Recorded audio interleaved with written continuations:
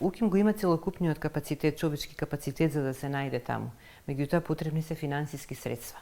За да се реши ова прашање, за да се најде УКИМ меѓу првите 1000 на Шангејска листа, која што рангира до 1000 универзитети, иако проценува над 40.000 универзитети, рангот е само на првите 1000, потребни се дополнителни финансиски средства од државата. Државата мора да извои средства од својот буџет за да финансира фундаментални истражувања, за да финансира во софистицирани лаборатории, од кои што може да произлезат иновации, кои што ќе влезат во часописите со импакт фактор кои што се вреднуваат на Шангејската листа, како што се Nature and Science часописите, како што се Web of Science, како што се иновации во преку 21 научно-истражувачка област дефинирана од страна на Шангејската листа, со цел да можеме конечно да се најдеме таму. Колку ние дисперзирани факултети што беа модерни едно време, го нарушија тој квалитет на образование.